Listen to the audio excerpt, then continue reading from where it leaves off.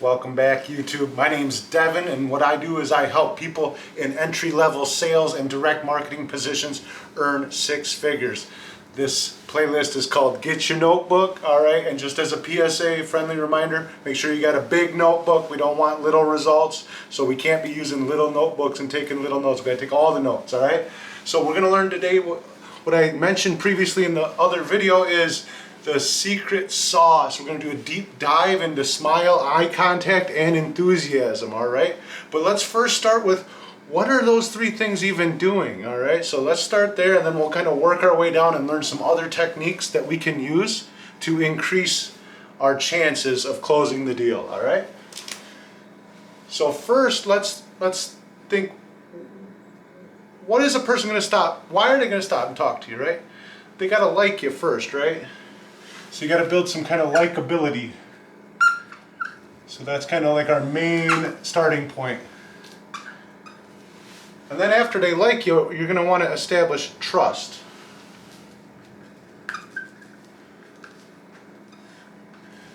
After you've established that you're likable and you're trustworthy, guess what? These are how you make or get people to buy. So it's got to be in that order, right? You can't reorder this. They got to like you first before they trust you, and they got to trust you first before they buy from you, all right? So the main things, the easiest thing you can do, you don't even have to know this, right? You can just use smile, eye contact, and enthusiasm, all right?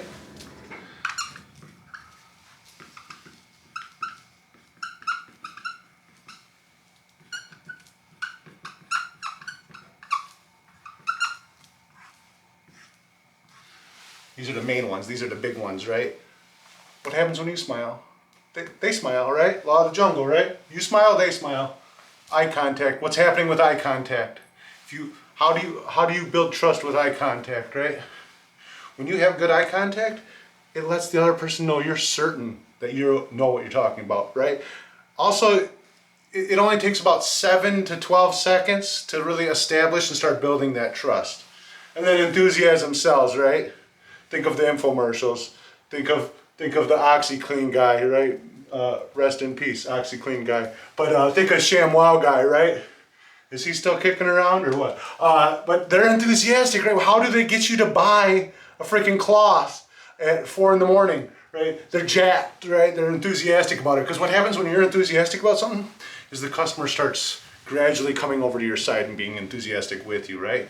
So, just a disclaimer, I am going to be using some notes here myself because there is a lot of information here. I don't have this full list memorized, and it is a collaboration piece, all right? I've worked for years with different types of very successful salespeople, and these are some of this is not a comprehensive list either. These are just some of the things you can do to build likability, trustability, and get someone to buy.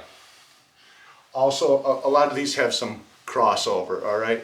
So just because it gets them to like you doesn't mean it also doesn't get them to trust you, right? So first is your image, right? Obviously that's crossover into trust too, but this is your first 4 seconds, maybe less. The person is prejudging you. You're not supposed to prejudge, we know that, right? We're not supposed to prejudge, we're salespeople, we're talking to everybody, but guess what? We're getting prejudged all the time. So the image is so important. So you can build that likability right away. It gives you the first impression.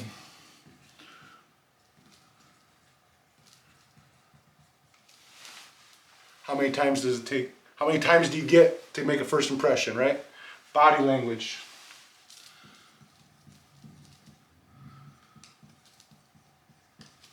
What's your body language conveying to the person, right?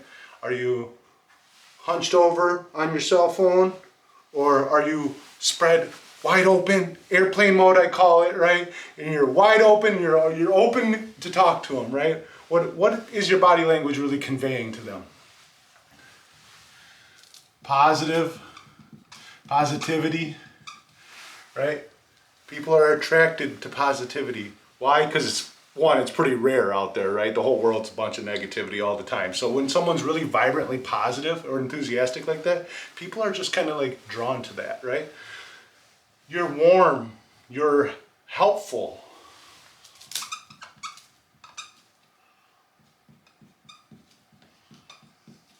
You're giving an honest feeling of like you want to help them, right? So this is how you're building likability. You give them a genuine compliment. Don't make something up. If you don't really believe it, don't just make up a compliment, but give them a genuine compliment.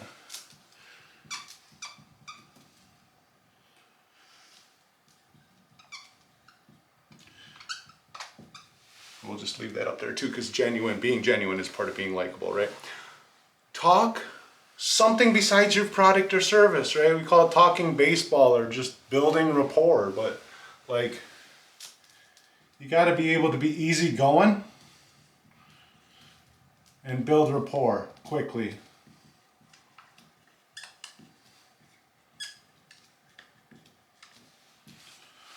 All right, we're moving on to trust. Obviously, this is, again, not an exhaustive list. There is probably I'm missing about 1 million things on here to build likability, all right? So these are just some of the key takeaways. Trust, eye contact, right? We covered the 7 to 12 seconds rule. All right, well, another thing, confidence.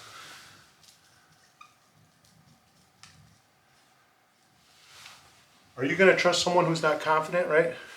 Be an expert, right? This is one great way to be confident, is just be an expert at your product or service, right?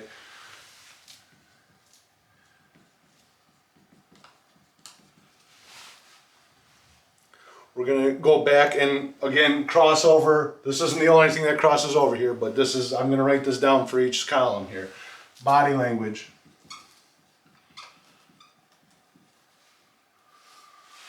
Why am I writing that down in each column? Because 68% of your communication, whatever, 71%, whatever freaking number they made up for that, but it is a large, gigantic part of your communication, all right? I've signed up people with broken English, right? Because of my body language, my communication with my body language. We're both able, that's a universal language that everybody understands, right? Agreeing with the customer. Some of you people that like just love to be right, that drop that. Just agree with, even when they're dead wrong, just agree with them, right? Make them feel like they're heard. The person is going to, when you listen, they like you. When you agree with them, they trust you, all right? Being indifferent to if they buy or not.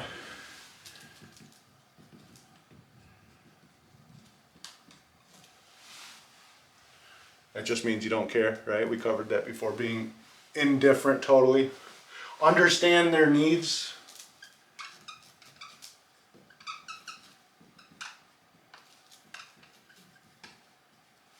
Like maybe your product or service does all types of awesome stuff, but what are their needs? What exactly? It's usually only 1 to 3 to 5 things that really, you might have like 17 or 50 different things your thing does, but all those things don't matter. It's the 1 to 3 to 5 things that only matters to them, right? Let the customer speak, right? 80-20 rule. Let customer speak. Let them know they're heard, right? Listen 80% of the time, speak 20% of the time, right? Use your partnerships if you have any. Build off different relationships you may have with different businesses or different affiliates, right? So affiliate partnership. So you can say, oh, my company's partnered with, they do this for that company, or they work with this big giant company, right? By you tying your name to that big company, well, you're now getting the credibility of that big company with your product or service, right? Affiliate partnerships, right? Discovery questions.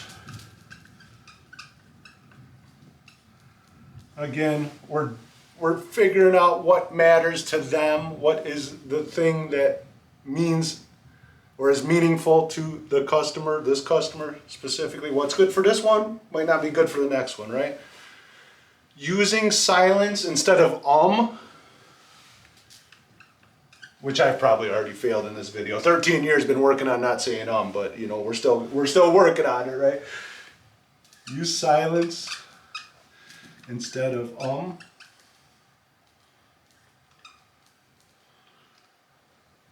I put that in there even though it's the same thing as being an expert, being confident, those kind of things, because this is just one of those things that you're gonna it's gonna be part of your habits that you gotta like actively force yourself to break. Again, not a comprehensive, exhaustive list. There's more things that can be added to this to build trust besides what we've just covered here. Let's move on to buying, right? Okay, you're likable, you're trustworthy. Now they gotta buy, right? So enthusiasm sells, right? Or else they'd just be like, here's OxyClean, here's the freaking thing that's really good, blah, blah, blah, and this is why, XYZ, here's all the benefits, here's the facts, right? Facts don't matter, throw that out the window. Emotions matter, that people buy an emotion and justify with logic, right? So enthusiasm sells, right? Creating excitement, right? Creating certainty, asking for the business, the big one that people miss, just ask for the business.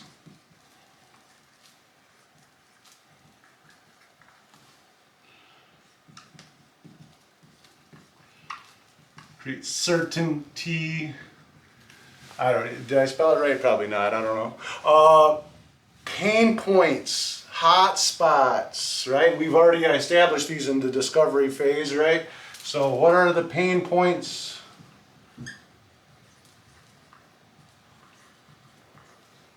And what are the hot spots? Now, taking control, this is a big one, right? This is step 8, take control of the conversation, but take control of the sale, right?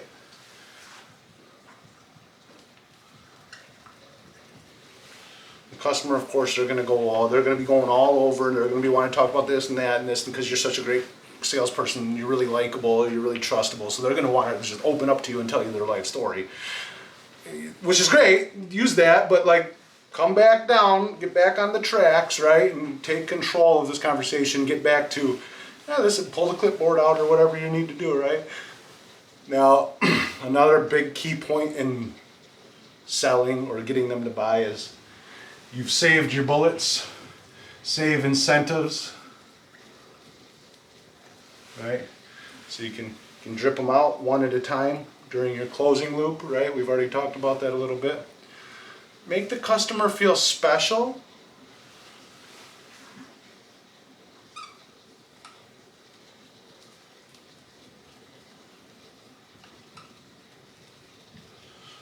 But you can also make them feel common. And you can do both for the same customer for different scenarios, right? So make them feel special or make them feel common. Oh, everybody asked me that same question. Oh, wow, you're a blah, blah, blah. Okay, so special versus common. Erase the doubts.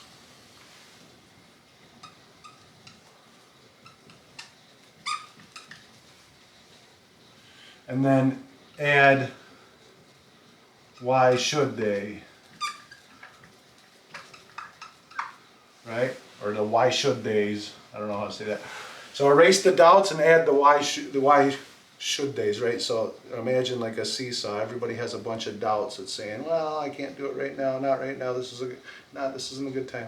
So you erase those, you're erasing those. So this side gets lighter, and then you're actually piling onto this side. This is why you should do it right now. This is really why it makes a lot of sense for you to just get on board right now. So as this side gets heavier and this side gets lighter, guess what? Purchases are made, right? Kiss the deal. Keep it short and simple. The best way I've ever heard this explained is just explain it like how you explain something to like your grandma, right? You're not going to tell her about all the freaking special features and all this. You're just going to keep it super easy. Keep it super easy, right? And then we'll end on this one is you stay cool under pressure, all right?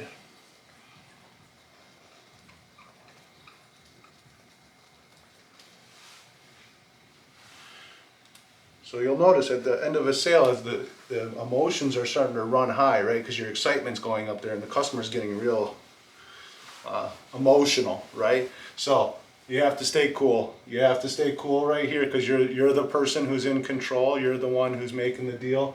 So you gotta act like, how Lombardi say it, act like you've been in the end zone before, right?